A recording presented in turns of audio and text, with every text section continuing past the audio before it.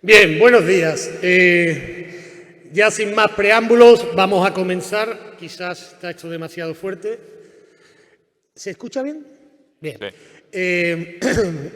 Me van a permitir, ¿no?, que agradezca a los organizadores, a los compañeros del observatorio, ¿no?, la invitación que me han cursado para presentar a mis dos admirados colegas, ¿no? Y también, bueno, pues a CESUR, que sin su guía y sin sus recursos, pues difícilmente hoy estaríamos aquí, ¿no?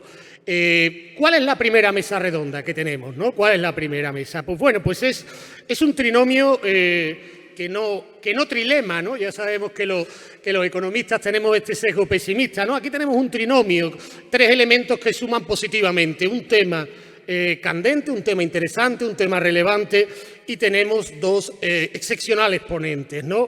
Decía hace poco The Economist que la era de la información gratuita o a bajo coste, de buena calidad, tocaba su fin, y que en el futuro pues iba a depender, como fue en el pasado, muchas veces la información de aquella firma que tuviera, ¿no? Pues hoy tenemos dos excelentes firmas que nos pueden ilustrar sobre un tema de principal relevancia. Me conocéis mucho, los que no, os diré que soy un economista optimista, ¿Por qué? Porque si algo nos dice la historia económica es que fundamentalmente los economistas pesimistas son los que se equivocan, ¿no? Sino que se los digan aquellos que nos decían que iba a venir la recesión en 2022 o que en el 23 la sequía nos iba a hundir. Nada de eso hemos tenido, ¿no? Pero este es un tema que el de los fondos europeos, que quizás el optimismo no es el enfoque del todo más correcto.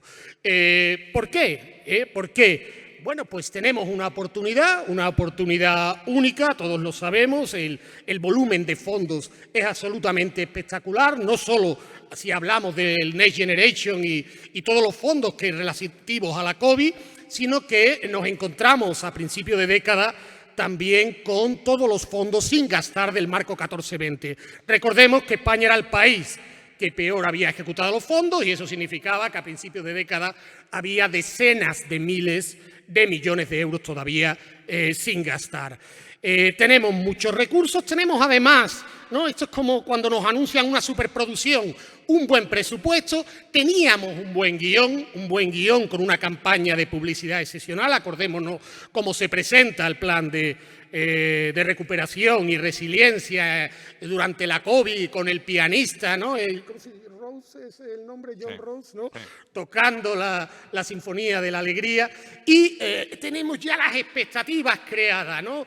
Estamos en un momento clave, como pudo ser el plan de estabilización del 59, como pudo ser los pactos de la Moncloa, como pudo ser la entrada en el euro, o esa superproducción anunciada pues va a quedar en una pequeña nota a pie de página en la enciclopedia del cine. Pues eso es lo que nos van a ilustrar nuestros dos ponentes. Y ya sin más preámbulos, pues voy a presentar a Rafael Domene, de sobra conocido, tiene un currículum absolutamente brillante, catedrático en la Universidad de Valencia, responsable del BBVA Research, ha asumido responsabilidades de primer orden, desde director de la oficina del presidente a trabajar con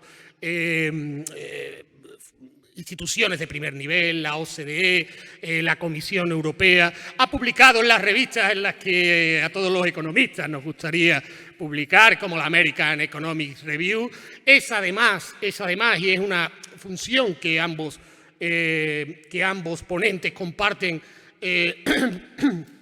un gran pedagogo en la difusión del conocimiento, en este caso en la difusión del conocimiento económico, colaborador habitual de medios de comunicación, artículos en prensa, libros, ¿no? Y junto a él tenemos a nuestro querido Manuel Alejandro Hidalgo, compañero del observatorio. Tiene su base, ¿no?, su base universitaria en la Olavide. Es también pues un divulgador excepcional, todos seguimos sus participaciones en los medios de comunicación. Es verdad que en su caso, ¿no?, encontramos algunas manchas en su currículum difíciles de explicar, ¿no? Asestor ser secretario general de Economía en Andalucía, ¿no? Bueno, un error lo puede cometer cualquiera, hasta las personas más brillantes pueden cometer ese tipo de errores, ¿no? Pero aquí los tenemos hoy para que nos ilustren sobre este tema fantástico y después, como es habitual, abriremos un turno de preguntas para que podáis participar. Pues muchas gracias a todos y les cedo la palabra al profesor Domènech. Muchísimas gracias por tus palabras. Bueno, quiero empezar dando la enhorabuena al Observatorio Económico de Andalucía y a CESUR por la organización de esta jornada. La verdad es que estuve ayer todo el día y me pareció excepcional la jornada y, por supuesto, agradecer a todas las personas que hoy nos acompañáis. Bueno, tengo 20 minutos. He preparado una presentación que, obviamente, para hablar de estos temas, de efectos de los fondos Next Generation EU, reformas y de las reformas que tienen no solo los fondos, sino todas las reformas que lo acompañan, efectos sobre crecimiento a medio y largo plazo, pues daría prácticamente para las dos jornadas, ¿no? De la de ayer y la de hoy. Yo les he dejado a los organizadores la presentación, la tienen todos disponible y entonces lo que me van a permitir es que haga un breve resumen de los mensajes principales, que son los que a mí me gustaría que se llevaran de esta presentación, ¿no? Bien, permítanme que haga una motivación antes de estos tres mensajes. Lo que tenemos aquí es el Producto Interior Bruto por persona en edad de trabajar, con lo cual pues quitamos a las generaciones que están estudiando y las generaciones ya más mayores que se han retirado del mercado de trabajo. Y, por lo tanto, estamos midiendo el Producto Interior Bruto por la capacidad, sobre la capacidad potencial laboral que tienen las economías. Esto está normalizado de manera que el nivel 100 es Estados Unidos, desde 1960 hasta el 2023. La línea azul más clara que va por arriba es el grupo de 7 economías de la Unión Europea más avanzadas, ¿no? Ahí están básicamente Alemania, los países nórdicos. La línea azul más oscura es España y la línea verde, que va por abajo, que está ahí fluctuando alrededor de 50, es Andalucía, ¿no?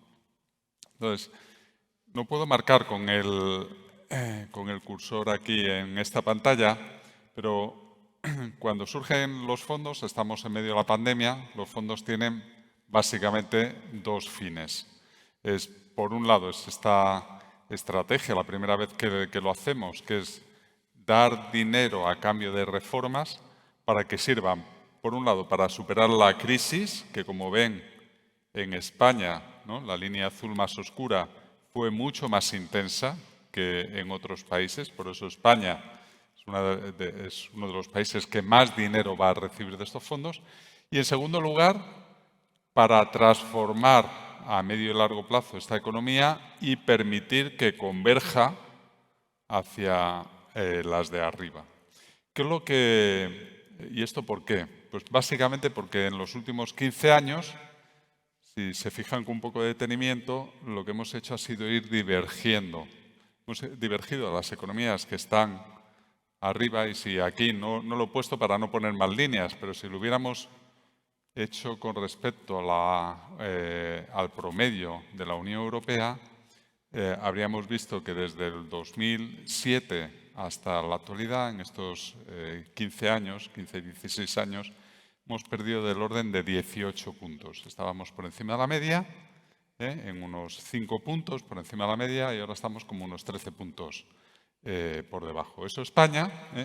En Andalucía, paradójicamente, lo que se observa es parte de esa divergencia, aunque al final del periodo se observa un mejor comportamiento relativo en términos del PIB per cápita. Entonces, los mensajes son estos, ¿no? Estos 4 de aquí, ¿no? Es decir, lo que necesitamos es retomar esa senda de convergencia con el resto de países de la UE y, por lo tanto, necesitamos mucho acierto en cómo se gestionan, cómo se gastan, cómo se implementan estos fondos, pero tanto en la parte de inversiones como en la parte de las reformas. Y los efectos, este es otro de los mensajes, es que son difíciles de evaluar, como vamos a ver. Necesitamos un amplio menú de políticas, tanto en el mercado de trabajo. Les recuerdo que nuestra tasa de desempleo duplica la de estos países líderes en Europa y prácticamente triplica la de Estados Unidos, ¿vale? Necesitamos mejorar la competitividad, la productividad, promover el crecimiento de las empresas, que ya salió ayer, con más inversión privada, que en esto hemos estado divergiendo claramente, con mejores regulaciones y mejor clima empresarial, ¿no? ¿Qué sabemos? Yo les voy a dar algunas cifras que luego Manuel corroborará. Tras 3 años de ejecución de fondos europeos, tenemos datos de qué es lo que está llegando a la economía real, pero por el momento, todavía seguramente porque es pronto, no se observan cambios en las principales tendencias de crecimiento de largo plazo. Estamos creciendo más que nuestros socios europeos, pero ese crecimiento se explica en buena medida no tanto por el efecto de los fondos, sino por el boom migratorio que estamos teniendo y que comentaré. Y luego el último mensaje es que la evaluación ex ante de las políticas es compleja, la evaluación ex post también lo es. Y este proceso de rendición de cuentas y de evaluación de estos fondos y de las reformas es algo que nos va a llevar todavía muchos años. Después de 3 años de iniciar, pues van a ver que es difícil de evaluar. Bien, los fondos tenían una serie de objetivos, de efectos palanca por inversiones. Aquí los tienen estas 10 palancas. Bien, entonces cuando a finales en la segunda mitad del 2020 ya se habían aprobado estos fondos y ya más o menos sabían los países lo que les iba a tocar, empezamos a hacer las primeras evaluaciones. Las hizo la Comisión, las hicimos nosotros, de por cada euro que iba a llegar a la economía española en forma de subvenciones, que es la primera parte, ¿no?, de estos 6 años hasta 2026, o luego esto que se ha denominado la adenda, que son préstamos, por cada uno de esos euros que nos llegan de subvenciones, que para España son prácticamente gratis, ¿cuántos euros generamos de actividad? Y esto es lo que nos presenta este gráfico. Este gráfico es este concepto de multiplicador fiscal que puede tomar desde valores negativos, porque a veces, dependiendo cómo se financia, le tenemos que quitar 1 euro al sector privado y a lo mejor no lo gastamos bien. Lo gastamos peor que el sector privado y el impacto neto es negativo. A impactos que son muy positivos, como puede ser casos en los que prácticamente esa financiación es gratis. Como ven los resultados, la mayor parte de estos multiplicadores fiscales estimados a largo plazo están en el entorno de 1 y, si acaso, ligeramente por debajo de 1. En el caso de estos fondos, lo normal es que fueran superiores a la unidad, porque como no tenemos que financiarlos nosotros con impuestos, lo normal es que euro que nos llega es 1 euro de gasto que debería dar lugar a un efecto grande. Bueno, nosotros en el año 2020 publicamos esto, decíamos, bueno, pues esto es el volumen de fondos que va a llegar, esta es la respuesta del Producto Interior Bruto con unos intervalos ahí de confianza.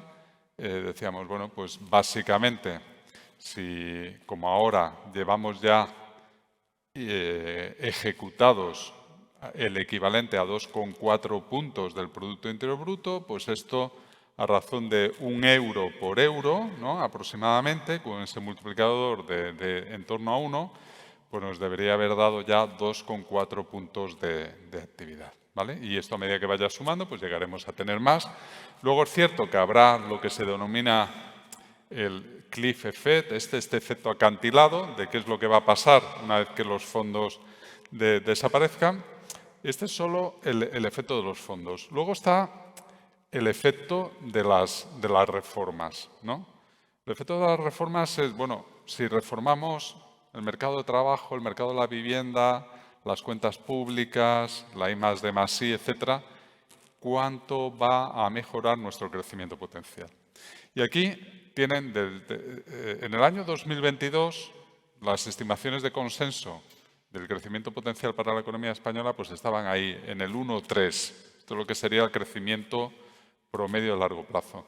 Y lo que ven es del 2022 a 2030 distintas estimaciones de dónde puede situarse el crecimiento potencial de la economía española con distintos supuestos.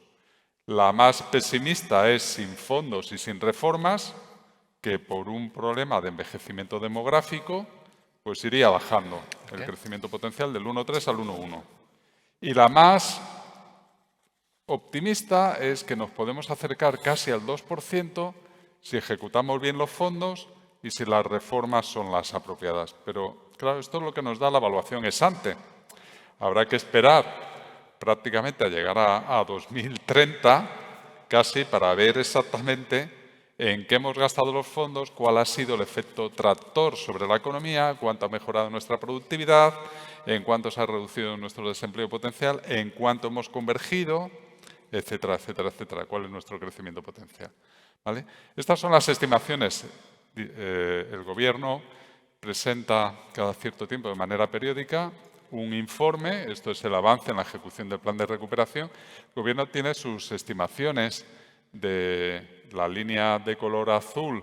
Lo que me dice es cuál es el efecto en términos con respecto a un escenario en el que no hubiéramos tenido esos fondos, cuál es el efecto de las inversiones, y me dicen que el efecto máximo se debería estar notando este año con una desviación de 1,5 puntos del PIB.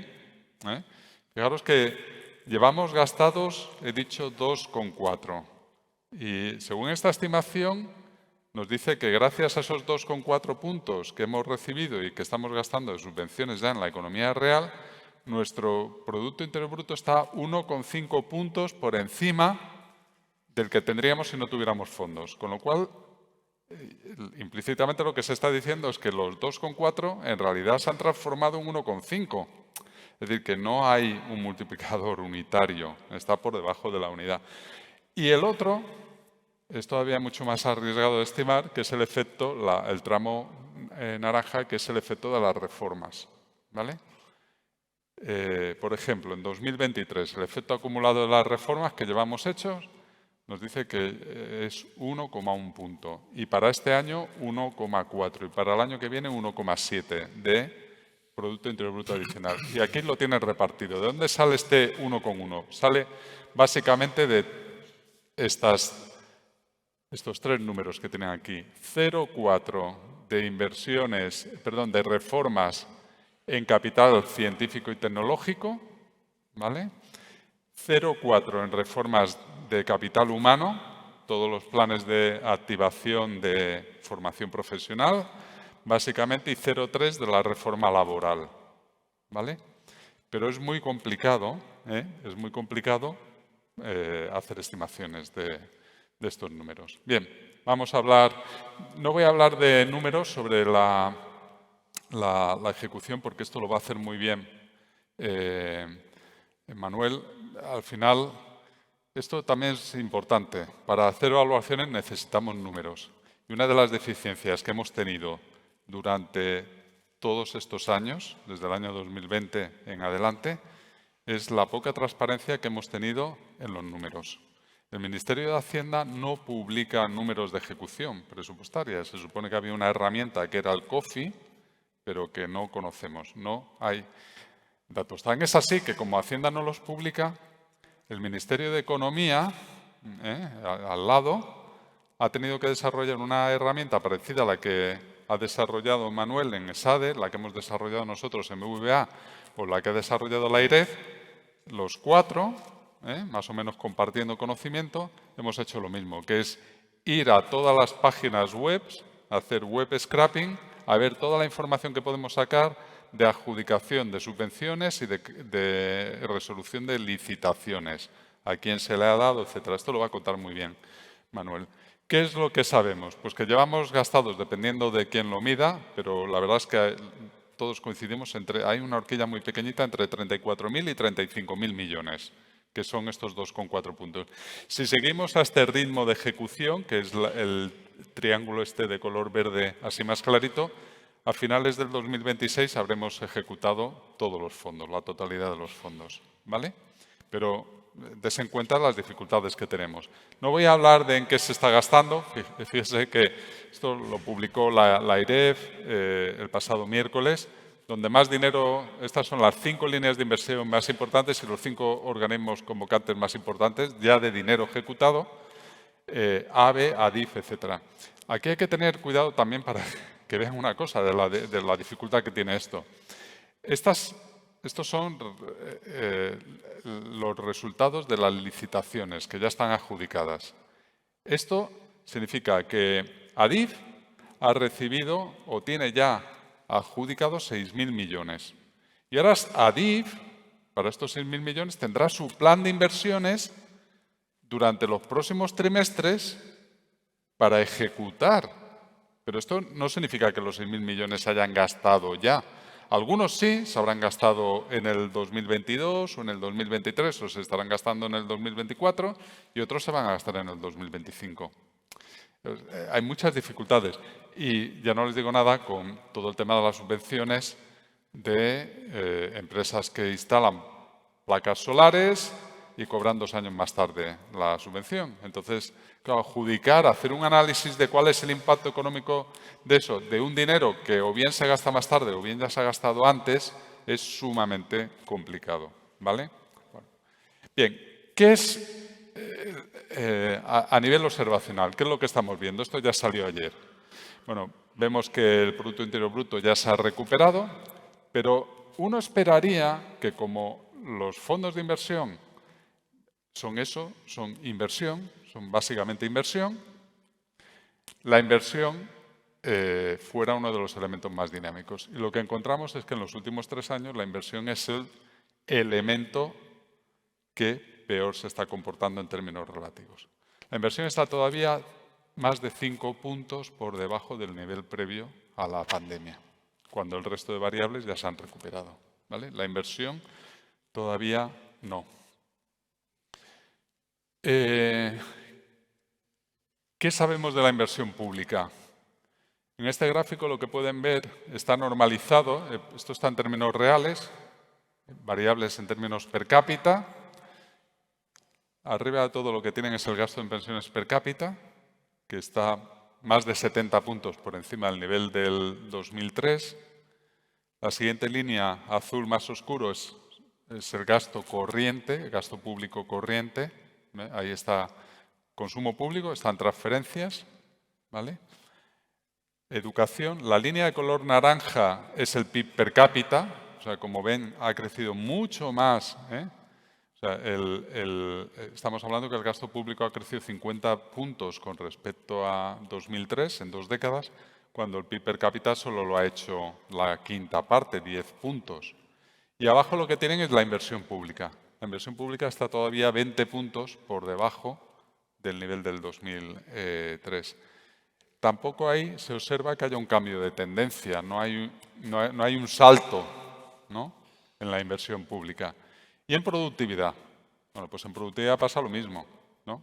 Si medimos el PIB por ocupado o el PIB por hora, desde que tenemos los fondos tampoco estamos ni con las reformas, que uno esperaría que las reformas, no solo los fondos, las reformas estimularan la inversión o estimularan el PIB por ocupado, tampoco estamos viendo nada. Claro, ¿qué ocurre? Yo viendo estos gráficos no puedo concluir nada. No puedo concluir nada porque a la economía española le están ocurriendo muchas cosas al mismo tiempo. Esto es lo que los economistas decimos, que para ver el efecto de una política necesitamos construir el contrafactual. ¿Qué es lo que hubiera pasado en la economía si no hubiéramos tenido los fondos? Y para eso necesitamos tener como una especie de laboratorio donde poder controlar, y esto es lo que hacemos con los modelos económicos, ¿no? Tratar de construir esa realidad paralela de que no hubiera ocurrido fondos. ¿Por qué? Bueno, tampoco se observa nada en términos de desempleo. ¿Qué es lo que hay? ¿Qué es lo que está ocurriendo en la economía española que yo creo que oscurece mucho los efectos o dificulta mucho la estimación de los efectos? La línea de color verde es cómo ha evolucionado la población ocupada nacional. Como ven, prácticamente está casi al mismo nivel que el año 2019. Está un poquito por encima, 2 puntos por encima. No llega. arriba lo que tienen es la población ocupada extranjera. Está un 25% por encima de... ¿vale? Y esto dificulta mucho la construcción de contrafactuales, ¿no? Porque claro, si al mismo tiempo está ocurriendo este cambio tan grande en la fuerza de trabajo, ¿no? 25% más de inmigrantes que están ocupados. Está ocurriendo esto, pues dificulta mucho. Para eso construimos modelos. ¿Qué es lo que nos dicen los modelos? Lo que nos dicen los modelos es que en estos momentos, a lo largo del 2023, la tasa interanual del Producto Interior Bruto por persona en edad de trabajar está creciendo por debajo de lo que ha sido la media histórica desde principios de los años 90. Eso no son buenas noticias. Y por eso está en ese terreno negativo, porque esto está en desviaciones con respecto a la media. Y lo que me dice es que no hay contribuciones, sobre todo los factores de oferta, porque estos fondos y las reformas lo que nos gustaría es que tuvieran un efecto positivo en la oferta. Si hacemos esta descomposición con las variables del sector público, vemos que la inversión pública, que es la línea de color, la barra de color verde, está en terreno positivo. Desde la segunda mitad del 2023 está contribuyendo con unas décimas, con unas 2 décimas de... Esto ya sí que es un análisis estructural. Esto es lo que nos dicen los modelos cuando construimos el contrafactual.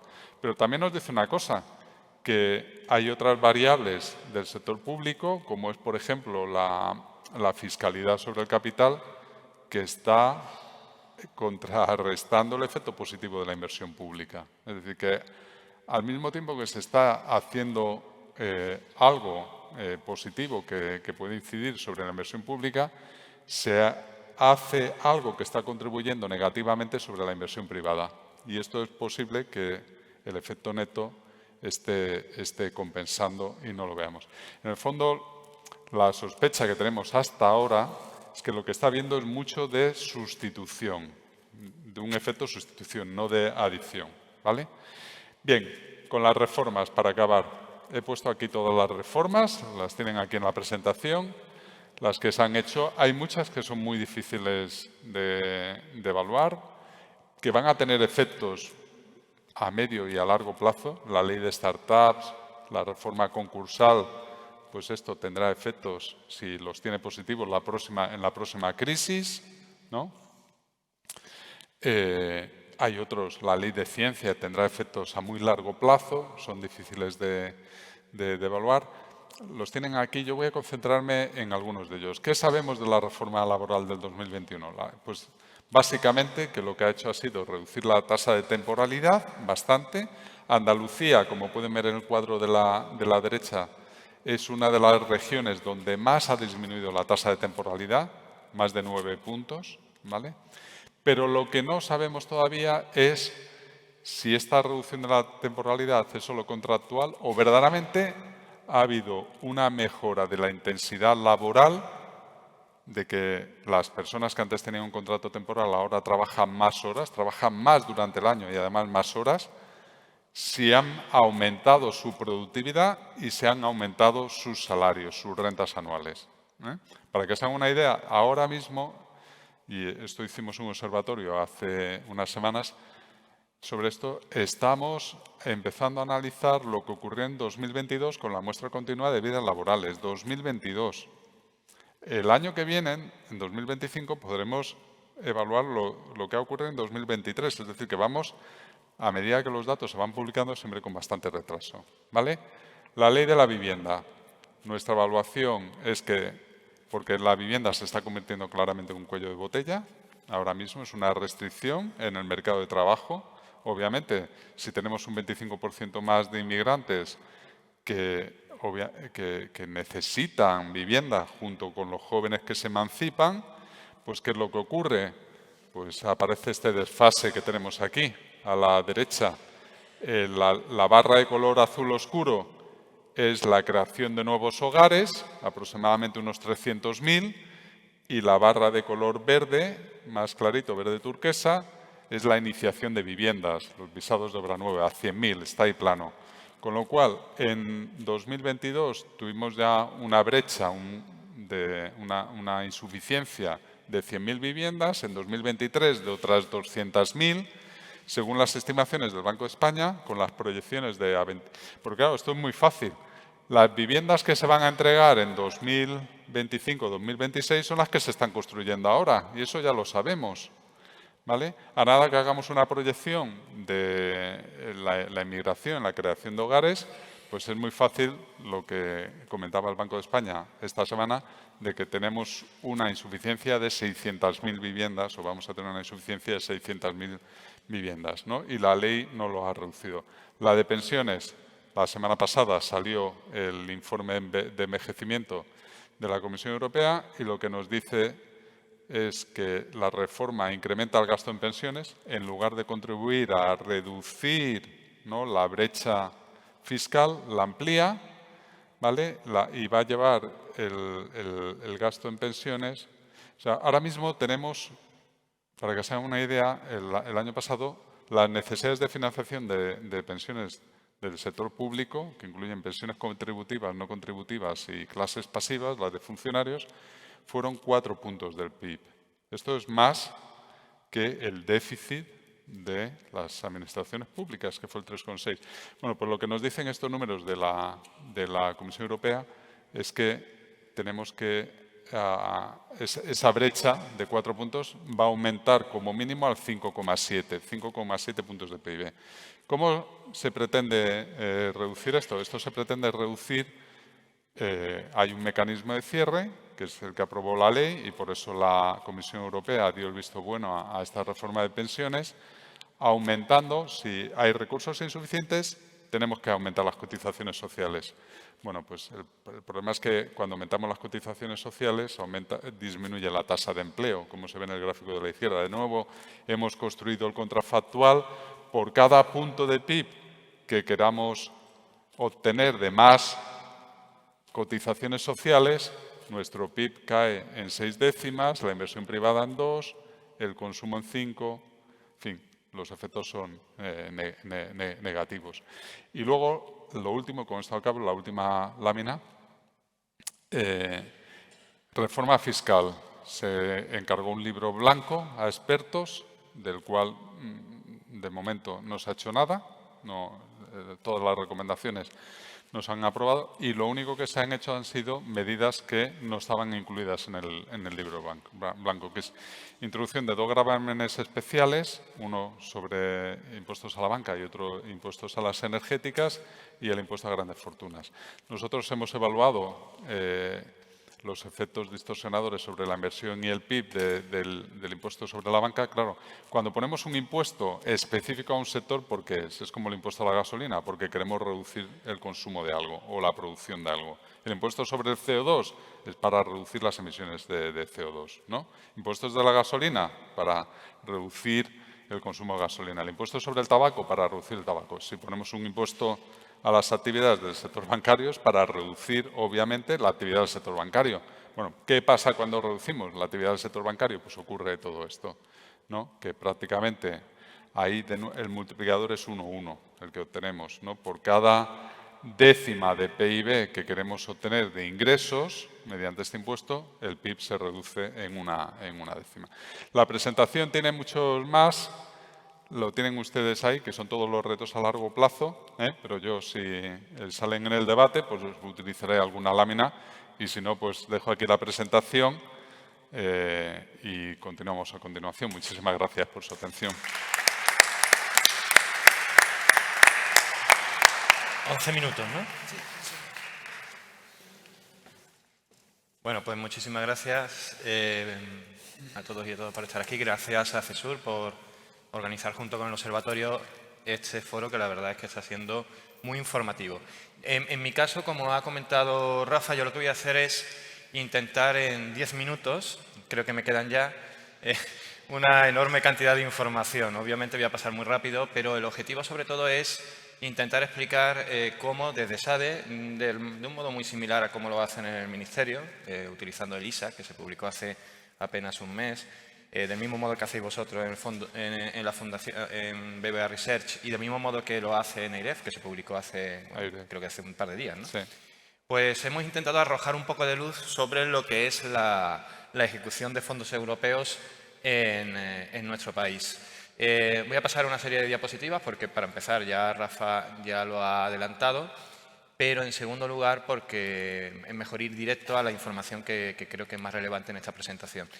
Lo que nosotros intentamos hacer es, en ESADE, insisto, cuando digo ESADE digo todos nosotros que estamos en el mismo ejercicio, es intentar recopilar toda la información que está dispersa entre todas las administraciones públicas para saber exactamente qué está pasando con la inversión y con la ejecución de los fondos Next Generation. Hay que pensar que hay dos principales fuentes de datos de donde obtenemos esa información. En primer lugar, tenemos la base de datos nacional de subvenciones, en donde están todas las, o debieran de estar todas las subvenciones que cualquier administración pública en España publica, convoca, con toda la información relevante, que es más o menos estándar. Estamos hablando de una página web en donde te puedes descargar de 10.000 en 10.000 subvenciones o convocatorias, o bien acceder a la API, que es una especie de puerta de atrás por donde puedes capturar toda la información, salvo el País Vasco, que no publica su información ahí. Ya empezamos con los problemas. Claro, si yo quiero tener toda la información en subvenciones, ya tengo que acceder a dos fuentes diferentes. Esto no es muy complicado. En principio, no es necesario en este caso el web scraping. El web scraping, para que lo entendamos, es diseñar un robot automático que se vaya metiendo en las páginas web y vaya tomando la información que yo le voy diciendo. Es una programación, no es inteligencia artificial. Se puede hacer con inteligencia artificial, no es necesario, pero es como tener a 50.000 personas descargándose información todas las mañanas, ¿no? En este caso no es necesario. El problema pasa con las licitaciones. La ejecución de fondos europeos tiene dos principales instrumentos: subvenciones, licitaciones. Es verdad que el Ministerio de Hacienda tiene prácticamente buena parte de estas licitaciones, hay que publicarla en su plataforma de contratos del sector público. Estamos hablando de decenas, de miles de licitaciones al año, centenares de miles, de las cuales una parte son asociadas al plan. ¿Cuál es el problema? El problema es que hay numerosas comunidades autónomas, numerosos ayuntamientos que no tienen su perfil completo en esta plataforma. Dicho de otra manera, que las licitaciones que aparecen de estas comunidades autónomas en esta base de datos, pues suele ser muy parcial, cuando en algunos casos incluso cero, no está. Por lo tanto, lo que hay que hacer es acceder a esa misma información que tienen en sus respectivas plataformas. Caso particular es el de la Junta de Andalucía, que tiene la información en las dos plataformas. Tiene un portal de licitaciones para licitaciones de la propia Junta de Andalucía, y después alguna la sube mediante otro proceso a esa plataforma, pero no con toda la información que, por ejemplo, lo hace la Comunidad de Castilla-La Mancha, que sí la tiene, o el Ayuntamiento de Sevilla, que sí la tiene. Con lo cual ya tienes que estar manejando no una plataforma, sino que tienes que estar manejando pues no menos de una decena de plataformas. Os puedo adelantar que obviamente se cumple, en general, se cumple la obligación de transparencia. La información está ahí, pero básicamente ahí está la información, y tú a ver cómo eres capaz de utilizar toda ella, ¿no? Bueno, pues bien, esto lo hemos hecho, como hemos dicho, en ESADE, mediante la programación de una serie de robots. Hay que avisar también, como yo creo que ha adelantado Rafa convenientemente. El problema es que la información que nosotros podemos dar, tanto de subvenciones como licitaciones que han sido publicadas, es que esto ha sido publicado. Es decir, está puesto en una página web donde se convoca, por ejemplo, unas subvenciones para subvencionar la puesta de paneles solares en tu casa. Bueno, pues eso llevará una cantidad de miles de millones asociados, y eso es lo que muchas veces decimos cuánto se ha publicado en términos de convocatoria de subvenciones o de licitaciones. Después está la concesión de subvenciones y está la adjudicación de licitaciones. Ojo, esto no es ejecución. Esto es, a fulanito de tal le voy a dar 5.000 euros porque se ha comprado un coche eléctrico o híbrido. O a fulanita de tal le voy a dar tanto dinero porque ha puesto ventanas que le aíslan, ¿no? A partir de ahí empieza un proceso que puede terminar en el pago definitivo de esa subvención, o que puede finalizar en la renuncia de esa persona a esa subvención, que eso sucede mucho, del orden de aproximadamente, algunas estimaciones nos dicen que puede ser de hasta el 25%. Obviamente, cuando hablamos de empresa también sucede. Y con las licitaciones pasa lo mismo. Yo, por ejemplo, actualicé la base de datos de licitaciones esta misma semana y me había bajado las publicadas respecto a la de 2 semanas antes. Y no entendía qué había pasado. Claro, es que muchas licitaciones publicadas después son anuladas. Y entonces desaparecen. O, por ejemplo, las licitaciones que han sido adjudicadas, como ha comentado Rafa, algunas pueden ser también trasladadas a lo largo del tiempo y suponen una ejecución durante muchísimo tiempo y, por lo tanto, las cifras que os voy a dar no necesariamente significa que ese dinero ya ha sido gastado, sino que ese dinero está recorriendo un camino que, objetivamente, en algún caso terminará por acabar en las manos de alguna empresa o de un particular. Os pongo en primer lugar el pantallazo de ELISA. ELISA es la aplicación que ha desarrollado el Ministerio de Economía. La verdad es que el Ministerio de Economía ha hecho un esfuerzo enorme por entender qué está pasando con los fondos Next Generation. Parece increíble, pero yo les preguntaba muchas veces, ¿tenéis Hacienda al lado? Hacienda también ha hablado con nosotros preguntándonos muchas cosas, con lo cual a mí ya me revienta la cabeza. Digo, bueno, si no tenéis los datos vosotros, yo ya no sé quién puede tenerlos, ¿no? Pero en el Ministerio de Economía han sido bastante proactivos y yo creo que hay que reconocérselo porque un grupo de 4 o 5 personas han hecho un trabajazo increíble. Y las sinergias que hemos tenido con ellos, también con el BBVA y también con AIREF, hemos estado trabajando muchas veces, pasándonos información, ha sido total y absoluta. Por lo tanto, las cifras coinciden muchas veces por la simple razón de que hemos compartido información. Oye, estas subvenciones no la metas porque pasa esto. Y al final terminas dando cifras similares o muy parecidas. Yo voy a dar unas cifras ligeramente diferentes porque yo la tengo actualizada prácticamente hace 2 días, sobre todo licitaciones, que es lo último que he actualizado, pero para que nos hagamos una idea, ¿dónde está Andalucía en la ejecución de fondos Next Generation? Pues lo tenemos más o menos en esas 4 cifras. Por un lado, tenemos el dinero que han recibido las administraciones públicas, en este caso la Junta de Andalucía, que son 4.168, sin entidades locales, si son entidades locales algo más, de las cuales se han convocado 2.168, ahora veréis que a mí me da un poquito más, pero insisto porque los datos son más actualizados, de las cuales se han resuelto 994 millones. Lo que he dicho, esos 994 millones ya tienen pintado el nombre y apellido CIF o NIF de la persona que va a recibir el dinero, no significa que lo haya recibido. Y después una tasa de resolución de aproximadamente el 50%. Bueno, voy a ir bastante rápido, me vais a disculpar porque obviamente no tenemos tiempo y tampoco es necesario contar todas las cifras. Pero lo que quiero hacer es pintar un poco cómo está la ejecución, insisto, cuando hablo de ejecución estoy hablando del dinero que ya ha sido de alguna manera movilizado y asignado. En términos de subvenciones y en términos de licitaciones para la Comunidad Autónoma de Andalucía. Para Andalucía. Veréis que también utilizo, hablo de la Junta de Andalucía, hablo de la Administración General del Estado. Intentaré explicar un poquito, en algunos casos, a qué se refiere esta diferenciación para que lo entendamos, porque es importante. Este es el dato para España.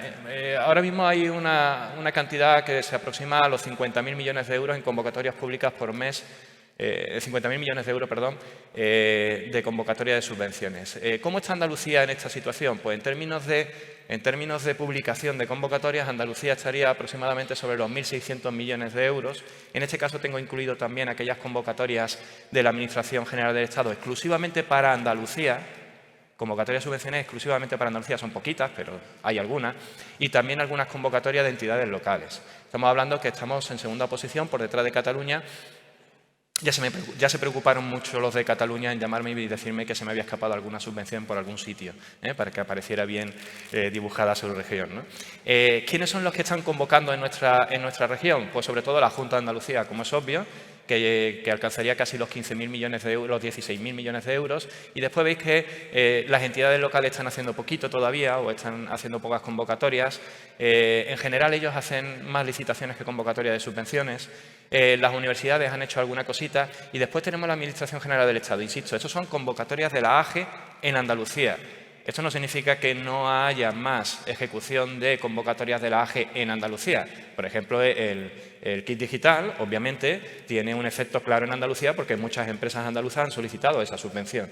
Pero es una convocatoria nacional, no es una convocatoria para Andalucía. Y esto es muy difícil de valorarlo porque, aunque ha saltado la noticia hace unos días, todas las personas físicas que solicitan una subvención, su NIF aparece ciego, todas. Eso significa que no podemos saber quién está recibiendo buena parte de las ayudas y, por lo tanto, no las podemos territorializar. No podemos saber exactamente del kit digital cuánto viene a Andalucía y cuánto va a Cataluña, salvo que sepamos cuál es la empresa, que eso sí lo sabemos, pero también el efecto sede de empresa nos nubla mucho esa posibilidad. Por lo tanto, aquí solamente están recogidas aquellas convocatorias exclusivamente para Andalucía. Es verdad que muchas veces esas convocatorias son de administración a administración. En el caso de la Junta de Andalucía ha convocado subvenciones a favor de entidades locales, por ejemplo, asociado al PERTE de energías renovables o también para la movilidad sin emisiones, y esas ayudas a los ayuntamientos pues son subvenciones que van de una administración a la otra administración y podríamos decir que no van al tejido productivo. En esa diferencia la tenemos en cuenta, bueno, la tenemos en cuenta todos, en el Ministerio aparecen como duplicadas. Para tener una idea, por lo tanto, de esos 1.600 millones, en realidad unos 1.400 y algo son los que estarían en la calle. Ya empezamos a acercarnos a la cifra del ISA. ¿En qué estamos convocando?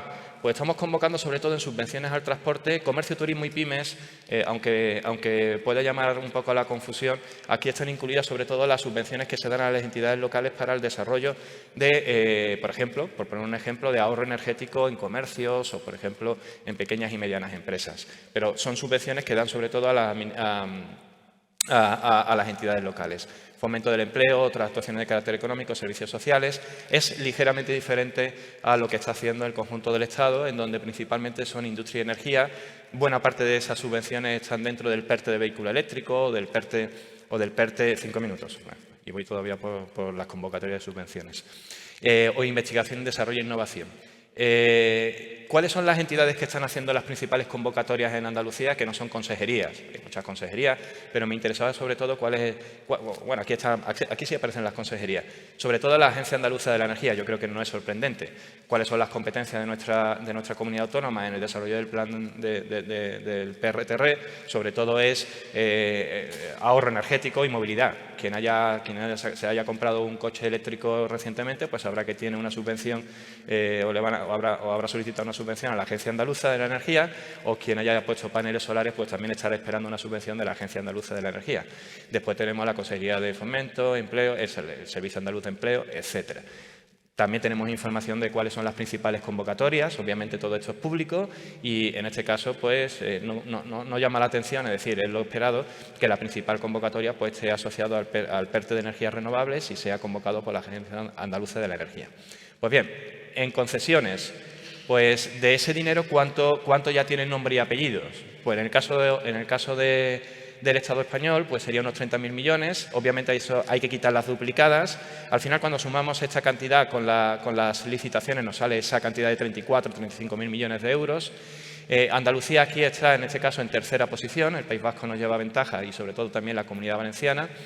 Y en este caso, pues nuevamente, prácticamente todas las concesiones son realizadas por la Junta de Andalucía. Llama muchísimo la atención de que una vez superado el 31 de diciembre, las administraciones se han relajado bastante. Suele ocurrir. Es decir, empezamos a coger ritmo de ejecución y de concesión, en este caso, cuando se va acercando el final. Esta diapositiva está duplicada.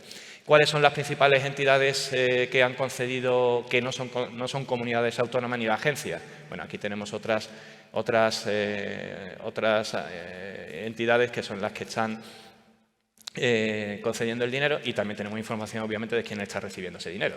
La famosa lista de empresas que reciben. En el caso de Andalucía, pues los principales concesionarios, es decir, las principales empresas que han recibido dinero que no son públicas, creo que aquí no están, ¿verdad? Pues son las que tenéis aquí. Esto es simplemente informativo, insisto, esta información es pública, podéis acceder a ella cuando queráis en la base de datos nacional de subvenciones. ¿Hacia dónde va el dinero? Nuevamente aquí tenemos comercio, turismo y pymes. Aquí está muy sesgada esa concesión, sobre todo a esos ayuntamientos que están recibiendo dinero para desarrollar después ellos mismos esos proyectos de movilidad sostenible dentro de sus ámbitos municipales. En el caso de España, pues hay una diferencia relativamente importante. Bueno, vamos a las licitaciones para ir más rápido. ¿Cuántas licitaciones publicadas? A nivel nacional hay unos 25.000 millones. Nuevamente, después hay que hacer una limpieza de información, pero esa es más o menos la cantidad. En el caso de Andalucía, pues estaríamos hablando del entorno de los 924 millones de euros en licitaciones publicadas. En este caso, diferenciamos entre entidades de derecho público y consejerías. Normalmente, las entidades de derecho público, como voy a poner alguna aquí, que es la Agencia Pública Andaluza de Educación, la Agencia de Servicios y Dependencia de Andalucía, suelen licitar muy bien. En el caso de España, yo creo que Rafa lo ha puesto perfectamente, el principal licitador es Adif. porque lo saben hacer muy bien, saben licitar, es su trabajo, licitar. Y por lo tanto, nada más llegar el dinero, empezamos a licitar con Adif pues, cantidades impresionantes. Nosotros la cantidad que tenemos ahora mismo de Adif es unos 7.200 millones aproximadamente puestos en licitación. En el caso de Andalucía, obviamente, sesgado a cuáles son nuestras competencias, pues estaríamos hablando de otras agencias que son las que licitan principalmente más allá de las consejerías. Nuevamente, en este caso, el perfil de las licitaciones pues desespera un poquito, ¿no? Porque prácticamente todo no, pero una parte considerable son trabajos de construcción. Yo siempre intento explicar que esto es una cuestión de timing. Como he dicho antes, Adif, que en el caso de España, y después en el trabajo de construcción también algunos casos para algunas empresas en Andalucía, lo que sucede es que Adif rapidísimamente en cuanto recibe dinero es capaz de licitar, pero quien haya trabajado en alguna consejería o en una agencia pública que no esté muy habituada a la licitación, obviamente esto tiene una curva de aprendizaje y muchas tardan o han tardado en conseguir sacar siquiera una parte del dinero que tenían asignado en licitaciones. En cuanto a las adjudicaciones, ya estamos terminando, no te preocupes, estaríamos en torno, en España estaríamos en torno a los 15.200 millones de euros en licitaciones adjudicadas. Después aquí hay que hacer otra pequeña limpieza para que queden no me voy a meter en detalles, pero hay que hacer una depuración de la base de datos y en Andalucía estaríamos en torno a los 500 millones. Nuevamente se reproduce en cuanto a la adjudicación, pues precisamente el entorno sectorial en donde se han realizado las convocatorias de licitación. ¿Quiénes son los que reciben este dinero? ¿Quiénes están recibiendo este dinero? Pues principalmente sociedades anónimas, sociedades limitadas y sobre todo una de las grandes tipos de empresas que está recibiendo estos recursos financieros son las UTEs. Muchas UTEs se han conformado para acceder a la ejecución de fondos europeos. En el caso de Andalucía, las principales empresas que han obtenido algún tipo de licitación pues son las que tenéis en esta diapositiva. Tenemos todas. Y de nuevo, porque toda esta información está publicada en el portal de la Junta de Andalucía, no es secreta ni muchísimo menos, está ahí y por lo tanto se puede trabajar con ellas, ¿no? Siemens, Healthcare, muy asociado por supuesto a inversiones en el ámbito de la salud y como he dicho antes, pues muchísimas UTEs que se presentan conjuntas a la convocatoria de licitaciones. Esta es toda la información, esto es un poquito un pequeño arañazo en la superficie de la información que tenemos. Por supuesto, ahora podemos debatir y comentar alguna cuestión que haya resultado de particular interés. Muchísimas gracias.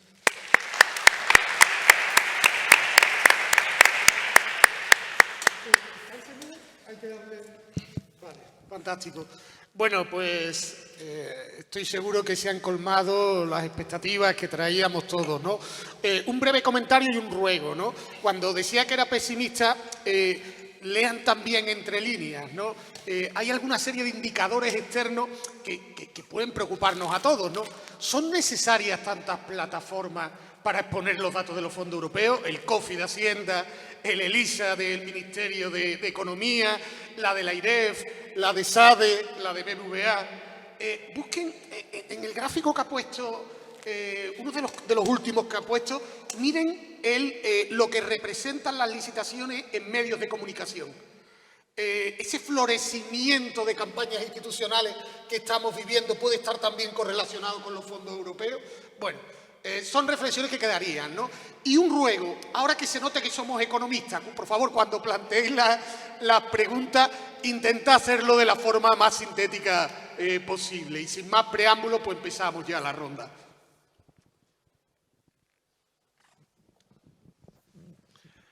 Buenos días, enhorabuena. Mi nombre es Fernando Seco, no soy economista. Yo quería saber cómo veis, dado que uno de los objetivos, como decía Rafael, era los cambios estructurales en la inversión para cambiar estructuralmente y mejorar, digamos, la situación de punto de partida para un crecimiento económico, si realmente se está yendo estas inversiones primeras o licitaciones a ese cambio estructural, si es así. Y segundo, me da la impresión también de que hay una parte muy importante que va a la inversión pública y no a inversión privada. También, ¿cuál es vuestra opinión al respecto? A ver, de nuevo, estás preguntando por el efecto tractor de estas inversiones, es muy difícil contestar. Es más fácil contestar a la segunda pregunta, ¿no? ¿Qué parte va a inversión pública, qué parte va a inversión privada? Hay una parte muy importante, como ha comentado Manuel, que está permeando al sector privado. Cuando Adif licita, pues siendo el principal licitador, al final quien construye son empresas privadas, no hay una empresa pública de construcción. Luego, la mayor parte termina llegando al sector privado, aunque sean inversiones públicas. Lo que es más complicado es responder, que era lo que yo he planteado en la presentación, a la pregunta que decías en qué medida esto está ayudando a transformar la economía. Y mi conclusión es que de momento no vemos indicios, pero también en ese sentido soy optimista en que creo que es demasiado pronto para verlos. Vamos a esperar dentro de 3, 4 años a ver qué está ocurriendo con la tasa de desempleo, qué está ocurriendo con la productividad, qué está ocurriendo con nuestra senda de convergencia, porque eso es lo que verdaderamente es la transformación de la economía. La recuperación ya la hemos hecho sin los fondos.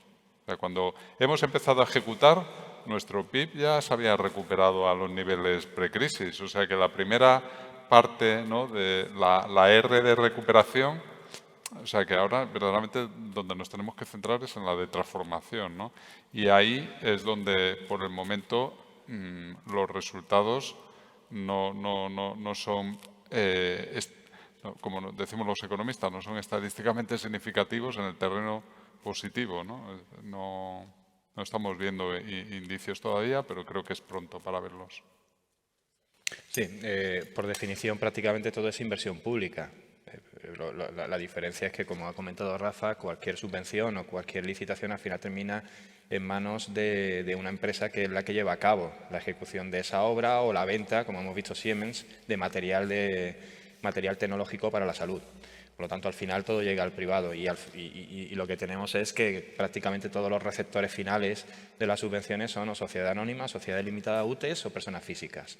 Claro, todo esto lo que ocurre es que estamos hablando de una cascada de dinero que está tardando en llegar y que obviamente pues generará efectos, como ha dicho Rafael, en el medio y largo plazo. Y de hecho, hasta el medio y largo plazo no podremos saber absolutamente nada de qué efectos ha generado, incluso a nivel microeconómico, sobre todo a nivel microeconómico. Pero bueno, ya estaremos en disposición quizás dentro de 5 años reunirnos aquí y que Rafael nos cuente cuáles han sido esos efectos definitivos de los fondos Next Generation.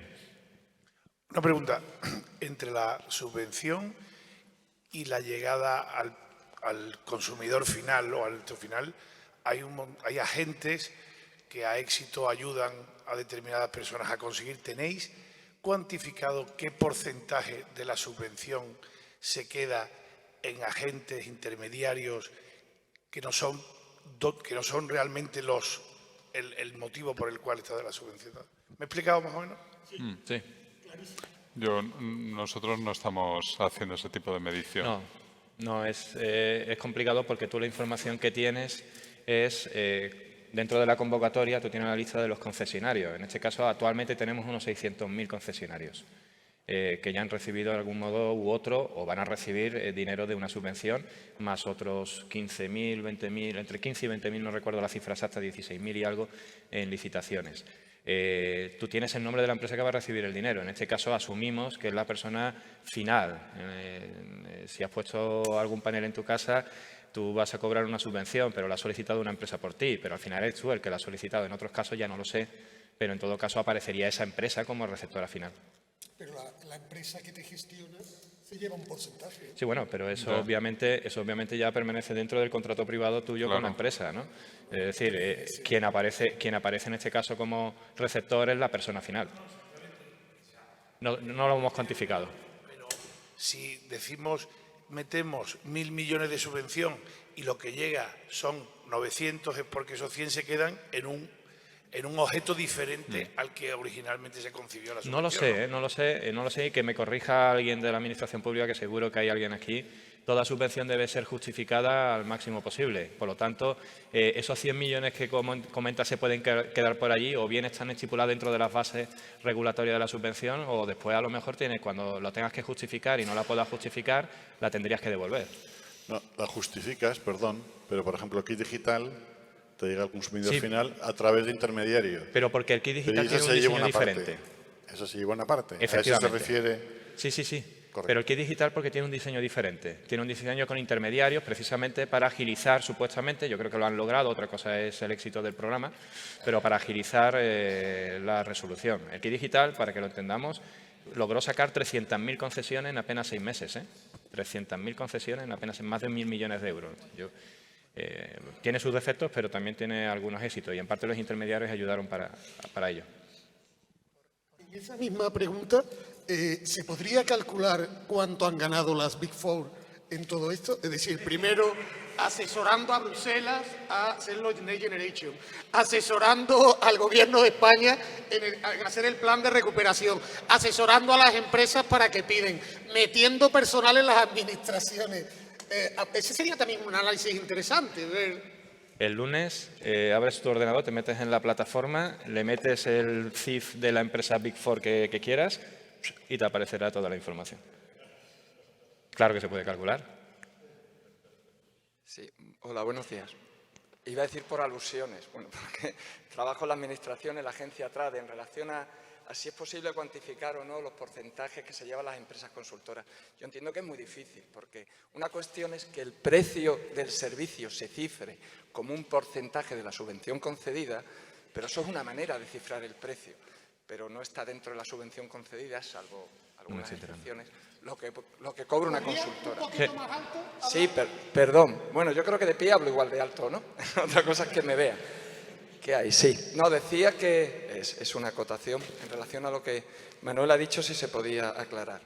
El precio del contrato, del servicio que presta una consultora, se cifra en los términos de la concesión de la subvención, pero es aparte, por tanto es muy difícil de determinar en los términos de la concesión de la ayuda. Una consultora ofrece un servicio porque el cliente entiende que le puede ayudar a presentar una propuesta ganadora, sobre todo en concurrencias competitivas, pero es un dinero aparte, que salvo excepciones no está incluido dentro del presupuesto subvencionable. Por tanto, entiendo que es muy difícil de cuantificar, más allá de que ese dinero sea un servicio que sea más o menos útil, que entiendo que solo tiene que determinar el receptor del servicio. Pero quiero decir que una cuestión es que el porcentaje es una manera de determinar un precio, pero no está incluido en la subvención en la mayoría de los casos.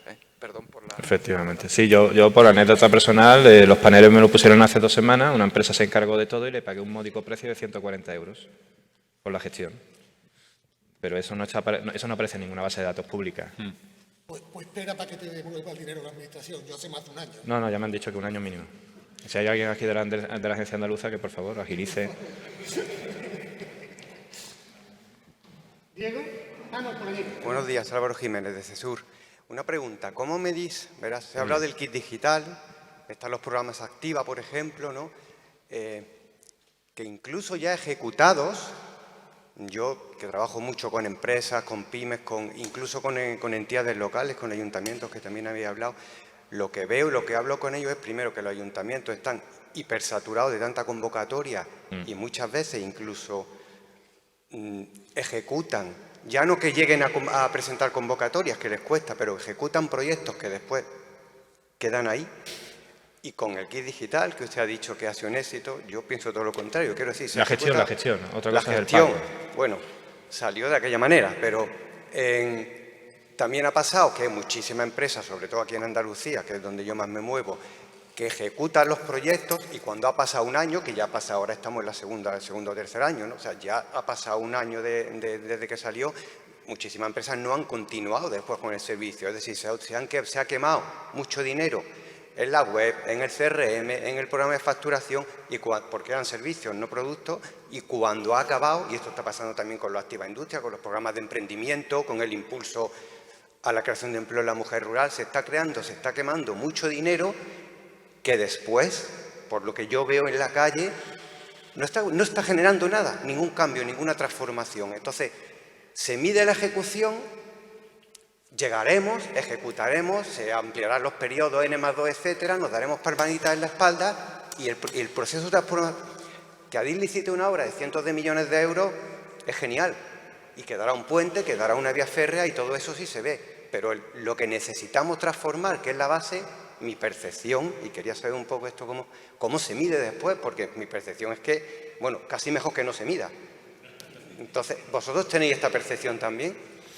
No, a ver, no es una percepción, nosotros lo que tenemos son datos y los datos lo que nos dicen, es uno de los mensajes de mi presentación, es que de momento no vemos ningún impacto diferencial en lo que es el comportamiento de las variables estructurales que tienen que servir de motor de crecimiento para la economía española, ¿no? Ya tenemos 2 años en los que ya... Si se hubiera Yo impactado en positivo... Pues creo que has dicho algo que también es interesante, ¿no? Que es esta saturación que hay en los servicios administrativos de muchas administraciones públicas, ¿no? O sea, aquí estamos midiendo lo que se está ejecutando a través de estos fondos europeos, pero lo que no medimos es lo que se deja de ejecutar de los fondos propios o del resto de fondos europeos, fondos del FEDER, etcétera, porque la Administración se tiene que volcar en la ejecución de estos fondos, ¿vale? Entonces, esto también puede hacer que haya este efecto sustitución, que no es que tengamos... No, las administraciones públicas iban a ejecutar este presupuesto con sus recursos ordinarios. A esto se suman todos estos euros de los fondos del FEDER, tradicionales, etcétera, y a esto se suman todos estos fondos adicionales que son estos fondos europeos Next Generation EU. Y esto lo que me da es, no, al final lo que tenemos es una administración pública que lo que hace es, bueno, pues que tengo que ejecutar la parte de arriba antes, pues me concentro ahí y pospongo el resto, ¿no? Entonces, de momento no estamos, pero insisto, yo prefiero, como muy bien decías, prefiero ser optimista y pensar que, aunque sea tarde, esto terminará permeando, si no como para tener el efecto potencial máximo, porque seguramente algunos fondos estarán quemando directamente dinero sin transformar realmente la economía, pues hombre, espero que al final mucho quede. Estamos viendo que, por ejemplo, gracias a todo este impulso a las renovables, y eso sí que es un dato importante, el precio de la electricidad lleva prácticamente un año que es un 40-45% inferior al que tiene Alemania. Pues esto sí que es un dato. Lo que es difícil es ahora decir cuánto de este precio se debe a las renovables que han sido subvencionadas por estos fondos europeos. Eso es lo complicado. Yo por apostillar un poquito, efectivamente, en el caso del KIT Digital, el KIT Digital ha sido un éxito en cuanto a la capacidad de resolver. Otra cosa es su éxito en cuanto a la capacidad de transformar. Y como dice Rafael, hasta que no podamos emparejar empresas con subvención y ver cómo ha evolucionado y poder hacer un análisis de impacto, y eso falta muchos años, no veremos su capacidad transformadora. Sin embargo, otras puede ser, como ha comentado en términos de consumo energético, pueden ser más evidentes. En segundo lugar, después tenemos subvenciones que se han quedado prácticamente desiertas. Es decir, no ha concurrido nadie. No os podéis ni imaginar la cantidad de convocatorias de subvenciones que no tienen concesiones después de varios años. Y después tenemos el efecto sustitución, que ya ha trabajado en la Administración, sabe que cuando tiene un programa de ejecución en los próximos años y de repente te llega la financiación, por un lado, para que hagas esto, pues dices, pues esto que iba a hacer con estos fondos, ahora lo hago con esto, ¿no? Y dejas sin ejecutar otra parte de dinero y al final lo que estás haciendo es hacer lo que ibas a hacer, pero con otra fuente de financiación. Por no decir también que eso puede suceder dentro de las empresas. Hay empresas que iban a hacer una determinada actividad inversora y ahora que le llega la subvención, pues dice, pues bueno, pues lo hago con la subvención, pero igualmente le iba a hacer, ¿no? Con lo cual todo eso se tiene que medir, pero eso es imposible saberlo ahora mismo. Una última pregunta, porque ya estamos fuera de tiempo. Ignacio Fernández Montes, del Instituto Español de Analistas Financieros.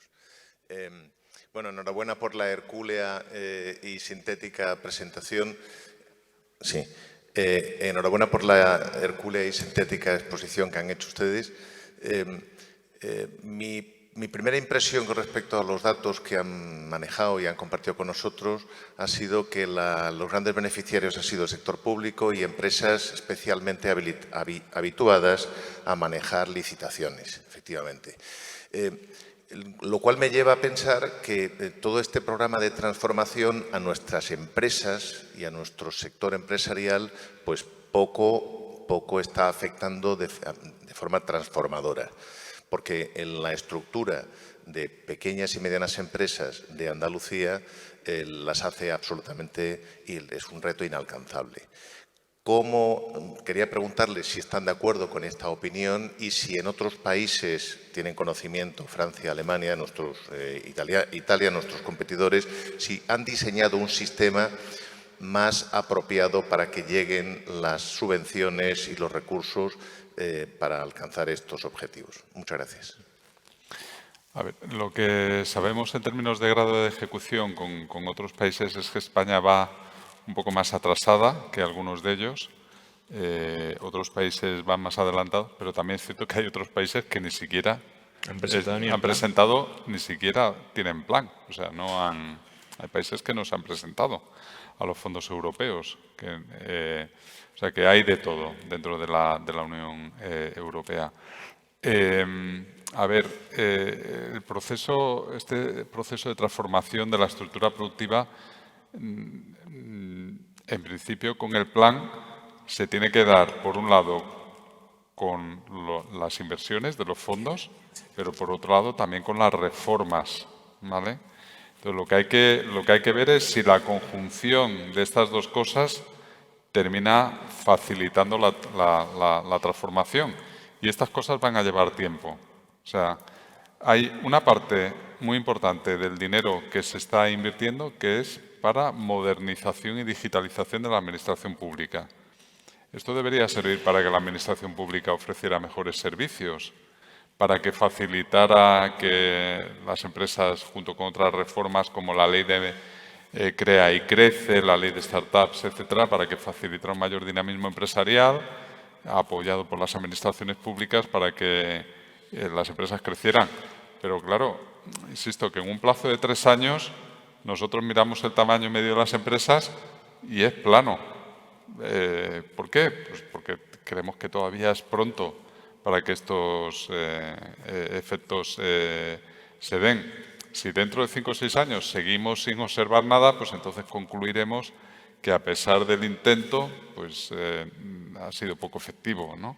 Tanto por la parte de los fondos como por la parte de las reformas, pero creo que todavía hay que esperar algo. Por complementar, sí es verdad que en otros países se utilizan otros instrumentos, sobre todo también deducciones fiscales. Aquí hay más reticencias, hay problemas regulatorios para poder aplicarlo. Me decían de la Administración que no era tan fácil. Bueno, vale, de acuerdo. Y en términos de estructura por tamaño de empresas, sí es verdad, las empresas grandes están acostumbradas a acudir a convocatorias públicas, tienen equipos para llevar a cabo esos procesos. También es verdad que algunas convocatorias no están pensadas para pequeñas y medianas empresas, son convocatorias también que conforman una enorme cantidad de dinero, por ejemplo, el PERTE de vehículo eléctrico, por ejemplo, también algunas de energías renovables, de hidrógeno verde, etcétera, y es lógico y razonable y normal pensar que buena parte de esas inversiones se van a ir a grandes empresas. De hecho, el 1% de las empresas, lo hemos calculado, en este gráfico no lo hemos puesto, pero un 1% de las empresas que han ganado una licitación o una concesión se llevan aproximadamente un tercio o un 40% de todos los fondos actualmente, ¿no? Ahí tenemos empresas como Mercedes, por ejemplo, para el vehículo eléctrico, que le han dado una convocatoria final de unos 200 y pico de millones de euros, ¿no? En consecuencia, tenemos esa situación. ¿Cuál es el problema? Que es verdad que las pequeñas y medianas empresas no son capaces de acudir a muchas de esas convocatorias porque tampoco están pensadas para ellas. Y después tenemos la parte optimista, volvamos y terminemos con eso. También es verdad que al final esa cantidad de dinero va a drenar hacia el tejido productivo.